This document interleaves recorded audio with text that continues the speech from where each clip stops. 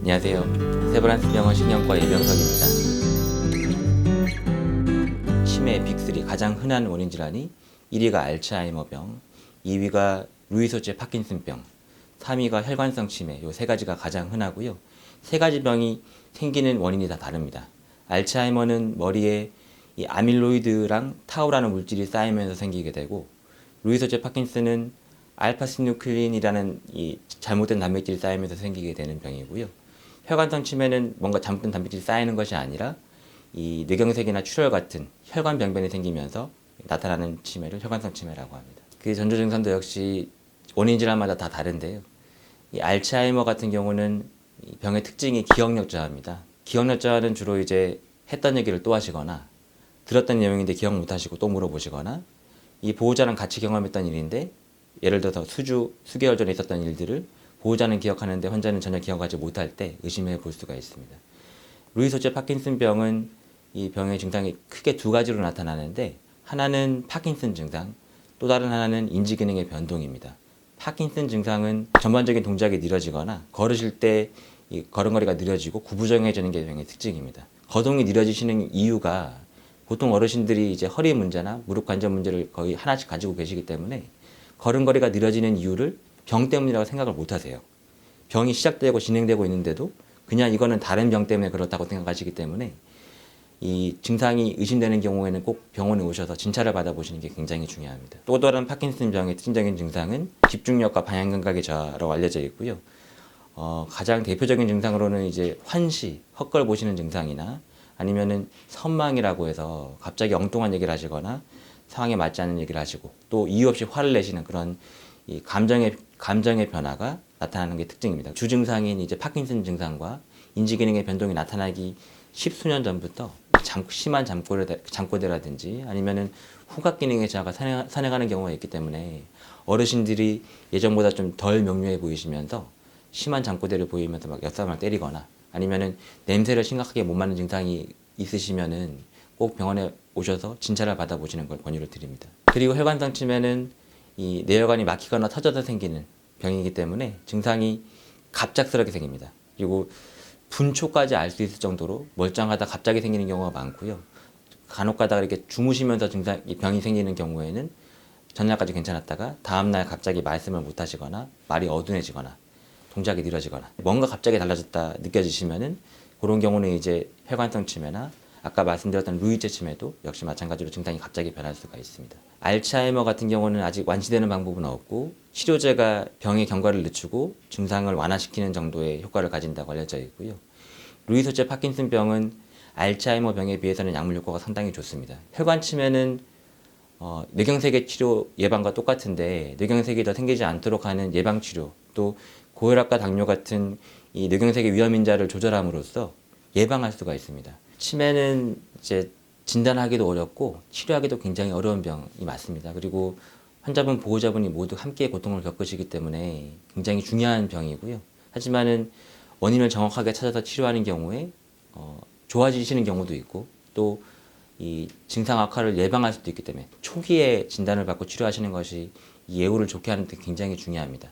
알츠하이머병 환자의 약 40% 정도가 병리 연구에서 루이소체 파킨슨병에 같이 있고 또 루이소체 파킨슨병으로 진단된 환자의 약 40%가 알츠하이머 병리가 같이 있기 때문에 혼합형 치매가 굉장히 흔합니다. 루이소체 치매나 혼합형 치매 같은 경우는 실제 임상에서 진단이 잘 안 되고 있는데 세브란스 병원에서는 이제 다양한 임상 증상에 대한 조사라든지 신경학적 진찰 그리고 이 다양한 영상 검사들을 통해서 정확한 진단을 내리고 있습니다. 지금 임상에서도 이 제가 말씀드린 루이체 치매나 혼합형 치매는 거의 진단이 안 되고 있는데 제 생각에 이 두 가지를 그러니까 이 치매 원인을 정확하게 찾아서 치료하는 것이 이 환자분들의 예후를 좋게 하는 것뿐만 아니라 미래 세대를 위해서 새로운 치료제를 찾는데도 굉장히 중요하다고 저는 생각을 합니다.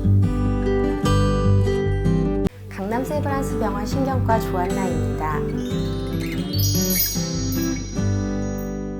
알코올성 치매란 그러니까 술을 젊을 때부터 이제 많이 드신 분들이요. 결국 그 축적된 술이 머리에도 문제를 일으켜서 이제 뇌 기능이 떨어지면서 치매가 오는 경우를 말하고요. 보통은 일반적인 치매보다는 조금 더 이른 날이 이제 60대 중반부터 발생을 하게 됩니다. 네, 남자들이 훨씬 많고요. 그런데 또 심한 분들은, 술 많이 드시는 분들은, 또 여자 같은 경우는 오히려 술에 좀 더 취약하기 때문에 여자분들 중에서 술 많이 드시는 분들이 오히려 증세는 더 심한 것으로 알려져 있습니다. 알코올성 치매는요, 일반적인 우리가 말하는 이제 나이 들어서 생기는 그런 노화로 인한 증상이랑은 조금은 다른데요. 왜냐하면 기본적으로 나이 들어서 생기는 치매는 저희가 보통 건망증이나 기억력 저하로 많이 시작되는 데 비해서 알코올성 치매는 보통 성격 변화나 혹은 이상 행동으로 나타납니다. 여기 보시면요, 제가 이제 뇌 모형을 하나 가져왔는데 이게 지금 뇌의 옆모습을 본 것이거든요. 그래서 요 손해가 있는 쪽이 이게 뒤쪽이고 이쪽이 앞쪽인데, 알코올성 치매는요, 이 알코올 자체는 주로 앞쪽 뇌, 전두엽이라고 많이 하는데 이 앞쪽 뇌의 손상을 굉장히 많이 일으켜요. 그러면 결국은 증상은 이 앞쪽 뇌가 담당하는 기능이 오게 되겠죠. 근데 앞쪽 뇌는 보통은 크게 3가지 기능을 담당하고 있습니다. 첫 번째는 보통 충동 조절. 저희가 보통은 뭔가를 하고 싶을 때 참는 경우가 많잖아요. 배고파도 참고, 술 먹고 싶어도 참고, 자고 싶어도 참고, 이런 참는 기능이 보통은 결여가 되고요. 두 번째로는 저희가 보통은 판단하는 능력입니다. 그래서 두 번째로는 이제 판단하는 능력이 많이 부족해져서 성격이 굉장히 귀가 얇아지는 경우도 있고요. 반대로 굉장히 고집이 세지는 경우도 있어요. 그래서 이렇게 두 번째가 있고, 세 번째로는 동기부여인데요. 보통은 이제 뭔가 하고 싶고자 하는 의지가 있는데, 그래서 이 동기부여 센터가 망가지면 의욕이나 의지가 아예 없어져요. 그래서 하루 종일 그냥 처져 있거나 아무것도 안 하려고 하고, 그냥 계속 원래 굉장히 활발하고 사교적인 분인데 이제 하루 종일 집에만 있고 아무것도 안 하려고 한다. 이런 경우도 사실은 알코올성 치매의 증상이라고 할 수 있습니다. 일반적으로 말씀하시는 그런 블랙아웃 현상이랑은 조금 다른 게요. 사실 그런 것들은 정말 젊은 분들이 너무 많이 마셔서 이제 기억을 못 하시는 경우도 있는데, 하지만 그거 자체가 알코올성 치매라고 저희가 직접적으로 연관된다고 말씀드릴 수는 없지만, 그렇게 기억이 완전히 끊기는 현상들이 계속 반복될 경우에는 결국은 뇌에 어떻게 보면 코드가 잠깐 꽂혔다가 자꾸 빠지는 현상이거든요. 그래서 뇌에도 어쨌든 일시적인 무리를 계속 주기 때문에 나중에는 좋지 않다고 되어 있습니다. 우선은 제일 중요한 건, 이건 너무 확실히 원인이 확실하기 때문에 술을 끊으셔야 돼요. 그런데 이 술을 끊는 건 사실은 이게 본인의 의지만으로 안 되는 경우가 굉장히 많기 때문에요. 우선은 그럴 경우는 이제 가까운 요즘은 도와주는 이런 기관들도 많고 그렇기 때문에 뭐 약물 치료나 정 안 되면 이제 시설에서라도 치료를 받으시라고 제가 권유를 드리고요. 술을 끊는 게 1번이고, 두 번째로는 이 정도로 알코올성 치매가 오시는 분들은 술로 인한 몸의 다른 기관에도 사실 장기에 이상이 있는 경우가 많거든요. 예를 들어 제일 많은 경우가 뭐 간경변이나 아니면 간질환이 정말 많습니다. 그래서 간암으로 발견되는 경우도 많고, 그래서 이런 경우는 오히려 제가 반대로 저한테 먼저 찾아오시더라도 간 쪽이나 이 밖에 일반적인 기본적인 피검사도 한번 할 것을 제가 권유를 드립니다.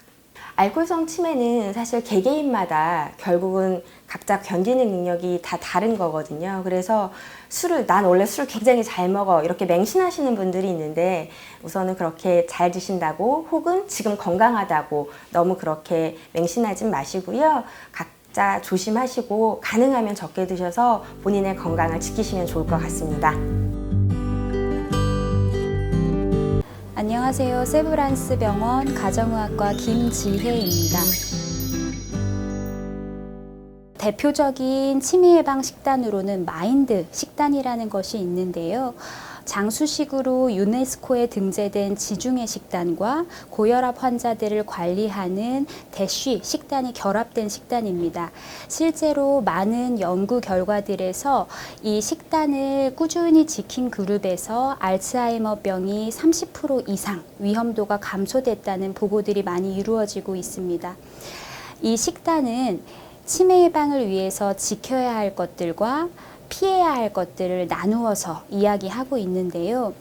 대표적으로 거의 매일 드시는 것이 좋은 음식으로는 통곡물과 녹색 채소와 여러 가지 색깔 채소들, 견과류, 그리고 올리브유를 이야기하고 있습니다. 우선 통곡물류는 매일 3번 이상 드시는 것이 좋은데 거의 몇 끼 드셔야 되는 거죠. 정제된 밀가루빵보다는 통밀빵을 드시는 것이 좋고 한국식으로는 흰 쌀밥보다는 잡곡밥을 활용하시는 것이 좋습니다. 그리고 녹색 채소와 함께 여러 가지 색깔 채소 또한 매일 한 끼 이상 드시는 것이 좋은데요. 시금치나 아스파라거스와 같은 녹색 채소에 풍부한 엽산을 포함한 비타민 B9는 수용성 비타민이기 때문에 가급적이면 조리를 하지 않거나 가볍게 익혀서 드시는 것이 좋습니다. 그리고 당근이나 토마토와 같이 색깔이 예쁜 채소들도 뇌 기억력 활성화에 도움이 되는 항산화 물질이 풍부하게 들어가 있습니다. 견과류 또한 뇌에 좋은 활성화 물질과 함께 불포화 지방산이 풍부한 음식인데요. 이 불포화 지방산은 좋은 콜레스테롤을 높여줌으로써 동맥경화를 예방하고 혈관을 탄탄하게 만들어주는 역할을 합니다. 따라서 하루에 한 번씩 간식으로 달달한 빵이나 과자 대신에 견과류를 한 줌씩 드시는 것을 일주일에 적어도 5번 드실 것을 권고드립니다. 그리고 매일 드셔야 되는 건 아니지만 즐겨 드시면 좋은 음식이 콩과 생선, 그리고 닭과 오리고기, 베리류의 과일들입니다. 일단 콩에는 레시틴이라고 하는 신경전달 물질의 원료가 풍부하게 들어가 있는데요. 콩으로 만든 두유나 두부 요리를 적극적으로 활용하시는 것이 좋습니다. 그리고 기름진 소고기나 돼지고기보다는 닭이나 오리고기를 일주일에 2번, 그리고 등푸른 생선류를 일주일에 1번 정도 드시는 것이 좋습니다. 고등어나 꽁치와 같은 등푸른 생선에는 오메가3 지방산이 풍부하게 함유되어 있어서 뇌로 가는 혈액순환을 도와서 치매 예방에 굉장히 효과적입니다. 다만 기름에 튀기거나 가열될 경우에는 좋은 지방이 손실될 수 있기 때문에 주의하시는 게 좋습니다. 그리고 음식의 종류뿐만 아니라 적당한 양을 과하지 않게 꾸준하게 드시는 규칙적으로 드시는 식습관 또한 기억력 향상과 집중력 향상에 도움이 되기 때문에 좋은 컨디션을 유지하기 위해서 건강한 식습관을 유지하시기 바랍니다. 안녕하세요. 세브란스 병원 정신건강의학과의 김어수입니다. 우울증과 치매는 생각보다 아주 밀접하게 연관이 되어 있습니다. 크게 3가지로 말씀드릴 수 있겠는데요. 첫째는 우울증이 아주 심하면 치매처럼 보일 수 있습니다. 이를 가성치매라고 하는데요. 우울증이 너무 심해서 뇌가 일을 잘 안 하기 때문에 사람이 반응이 없어지고 집중력과 기억력이 떨어집니다. 이게 심해지면 마치 옆에 있는 사람들이 보기에는 치매처럼 보이기 때문에 이제 치매인 줄 알고 병원에 오시게 되는 경우가 있는데 실제로는 치매 치료를 해야 되는 게 아니라 우울증 치료를 하면 다 좋아질 수 있습니다. 두 번째, 우울증과 치매의 관련성은 우울증이 아주 잘 알려진 치매의 위험 인자라는 것입니다. 우울증을 많이 겪으셨던 분들, 또 지금 현재 우울증이 있는 노인분들은 치매가 발생될 가능성이 높습니다. 연구에 따라서 적게는 2배, 높게는 3배 이상 치매 위험성이 증가한다고 알려져 있습니다.